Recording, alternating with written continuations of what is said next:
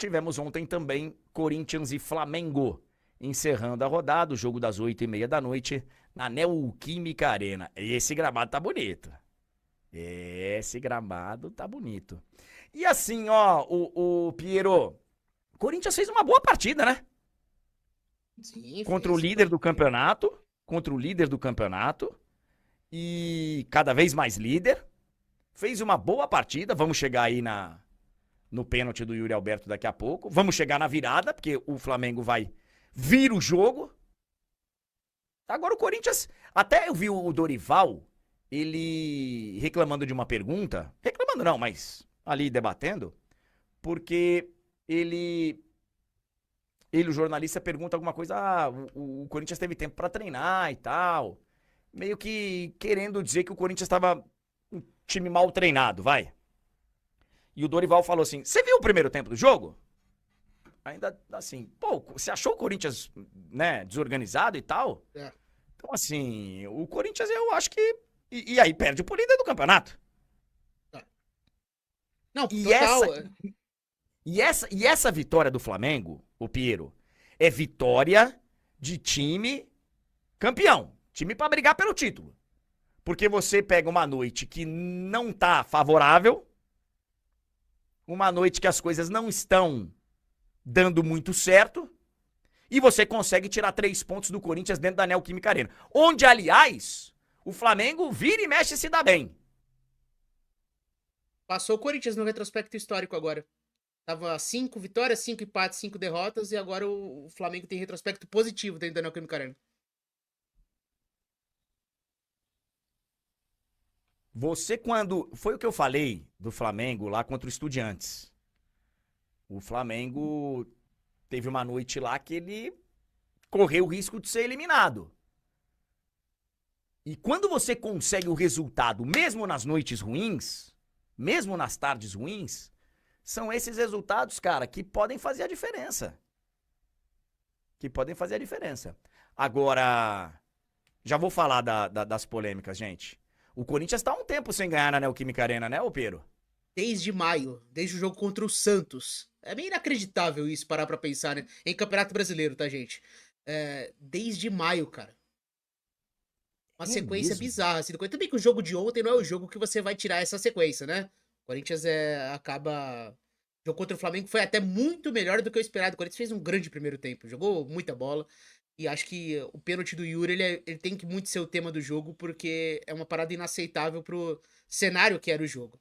Mas de qualquer forma, é um Corinthians que não consegue ser dominante em casa, como foi em várias temporadas, né? O que era uma grande virtude, né? Uma grande fortaleza para essa temporada não tá sendo, pelo menos no Campeonato Brasileiro. E aí a gente tem esse pênalti aí do Yuri Alberto.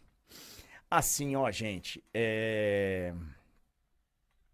Pra você bater um pênalti de cavadinha, você tem que estar muito confiante. Eu não sou contra o cara bater o pênalti de cavadinha, porque hoje em dia se tornou um artifício.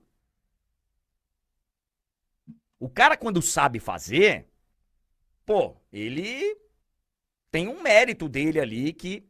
Só que, pra você fazer isso, tu tem que estar com muita confiança, irmão.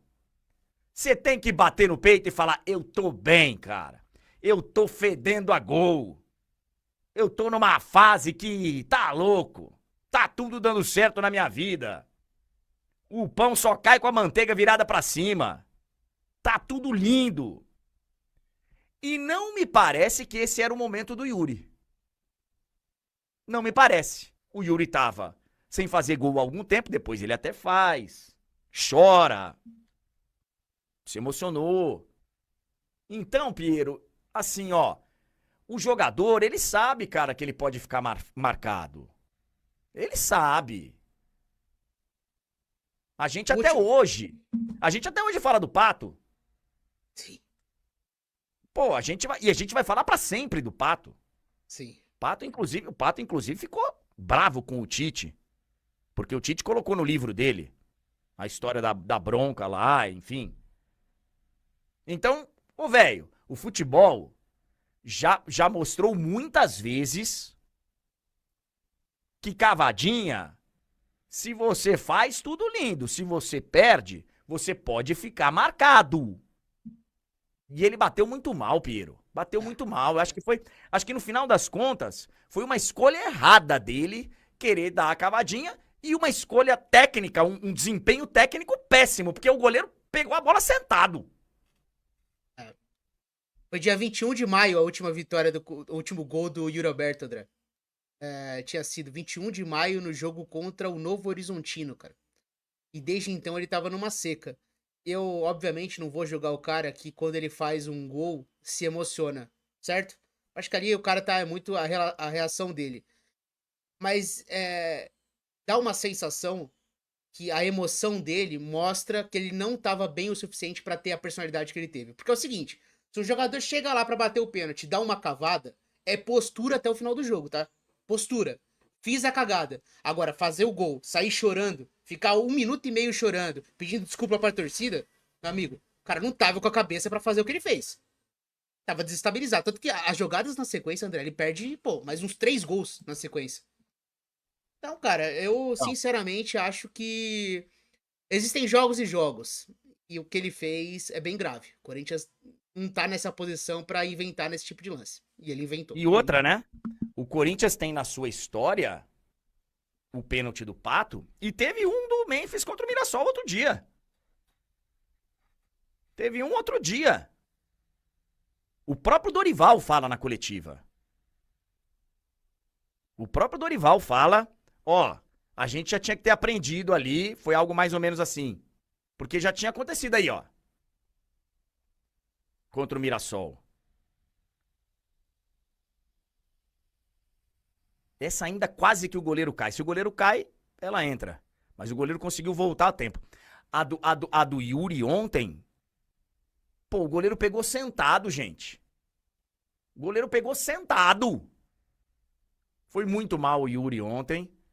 E quando ele chora, eu tenho essa convicção que ele realmente ele sentiu. Ele perde vários outros gols, ele fez uma publicação, né? Pedindo desculpa e tal. O Danilo tá falando que o Yuri foi o pior dos 3. Talvez tenha sido no desempenho técnico ali, né? O do Pato também foi bem ruim, hein? Até patético.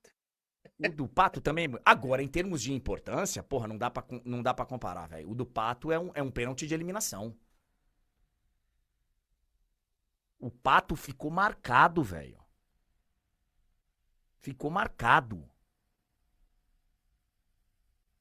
Pô, até hoje. E durante muito tempo, o torcedor do Corinthians, quando ouve falar do Pato, vai lembrar desse lance. Não vai lembrar. Tem até um jogo contra o Flamengo, que ele faz 2 no Pacaembu. Acho que foi 4-2 pro Corinthians, ele faz 2 gols e tal. E o Pato tem alguns bons momentos com a camisa do Corinthians, mas ele vai ser pra sempre lembrado por essa cobrança de pênalti. O Tainan tá perguntando se era semi da Copa do Brasil. Era semi? Era quartas, né? Quartas? O Danilo perde pênalti naquele jogo também, mas, cara, é um pênalti normal. Ele bate e chuta na trave. Acontece do jogo, né? O jeito que. Ainda mais no Dida, né, André? Tem aquela coisa, né? Pô, é um lance que com certeza. O Rossi também é um goleiro considerável de pênalti pra você querer dar cavadinha, né? E recuperaram um lance dele contra o De La Cruz, contra o River Plate lá, e é igual, André. O De La Cruz tenta uma cavada. O De La Cruz, que hoje tá no Flamengo, tenta uma cavada igual a do Pato e o De La Cruz perde também. O Rossi pega. A do Pato, velho, realmente não. O Adriano tá lembrando que contra o Bahia o Pato jogou muito. 2 gols, se não me engano. Então, eu lembro desse jogo contra o Flamengo, mas eu lembro porque eu fui no jogo. Eu lembro ele porque faz eu um fui. golaço, né? Aquele dribla o goleiro, faz um gol lá da quina da área. Baita gol. Bom, e tem a polêmica do segundo gol, que o Corinthians reclamou muito da arbitragem por conta de um lateral que foi mal marcado. Ok, eu acho que já deu pra perceber que não é um lance tão simples não, tá? Mas, pô, o Bandeira tá em cima. dá pra ver pra onde a bola vai. O Bandeira, o árbitro, ele tem algumas manhas pra poder fazer algumas interpretações, né? Pra onde a bola vai, indica mais quem tocou por último. Enfim, tem razão de reclamar? Tem razão de reclamar. Ah, o VAR deveria interferir? Cara, a gente sabe que o VAR ele é só para lance assim. Até porque, se o VAR for interferir em escanteio, em lateral e tal, o jogo não acaba. O jogo não acaba. Agora, tem algo que precisa ser falado. Esse tipo de erro. É lateral para um lado, o árbitro deu para o outro. É lateral que fica ali, o Bandeira demora um pouquinho pra sinalizar. Quem pega a bola primeiro bate, já segue o jogo. Acontece toda hora num jogo. Toda hora. O que não pode é virar as costas. O que não pode é perder a atenção e ficar ali, não, mas a bola era nossa e tal. Aí é coisa de juvenil. Aí é coisa de juvenil. Então, velho, assim, eu entendo. Pô, foi um erro de arbitragem. Foi, mas, pô, foi um erro de arbitragem aqui na lateral e depois os caras foram lá e fizeram gol. Não dá pra ficar chorando a morte da Bezerra, sabe? Falando, mas o lateral, mas o lateral. Ô, Piero, esse tipo de situação, esse tipo de erro de arbitragem acontece toda hora. Sim. Toda hora. Não, concordo com você, André. É um lance bem difícil mesmo pra arbitragem. A bola, na minha opinião, era do Corinthians, mas, cara, o time dorme e tem o mérito do Flamengo ali pra fazer o gol também. Acho que não tem que ser um tema o erro da arbitragem de um lateral invertido. Até porque, com certeza, esse não foi o único lateral invertido durante os 90 minutos, não é certo? É impossível um árbitro Claro. e uma equipe de bandeiras passar 90 minutos sem errar um escanteio, um tiro de meta, um lateral. Pô, às vezes acontece, né? E aí tem que ficar atento, né? Reta final do jogo. E o Corinthians já dormiu no primeiro gol do Flamengo. Aí nesse segundo é mais uma dormida. Pois é. Assim, tem gente que fala que tem a imagem que toca por último no pé do Gustavo e tal. Eu não tenho certeza, eu não Então, tenho convicção. Eu não tenho difícil. convicção. Agora, sei que a reação do Gustavo Henrique é uma reação de que, tranquilo, a bola é nossa. E aí meio que dá uma. Ele sai da bola, porque quem bate o lateral não é ele, né? Então, não me parece ali ter um senso de urgência dele estar voltando, né? Eu acho que ele pensou que a bola era do Corinthians. Mas. E aí não adianta, tá, gente? Ficar depois falando, tem lance de escanteio, tem lance de lateral, que aí depois sai o gol.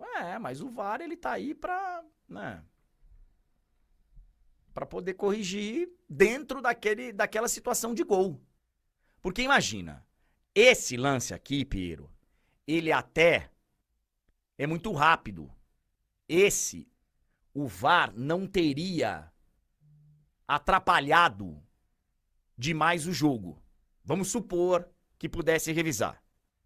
Foi tão rápido na sequência que poderia ser interpretado como é o lance do gol. Então deveria ser revisado. Porque imagina se isso acontece em escanteio. Imagina. Você tem que primeiro saber se saiu o gol, para depois voltar no escanteio, para ver se. Então. Enfim, entendo que exista a questão, o lateral acho que era nosso e tal, mas não justifica. Não justifica você colocar a conta do gol no erro da arbitragem. Tô vendo aqui muitos comentários aqui e tal, mas não tem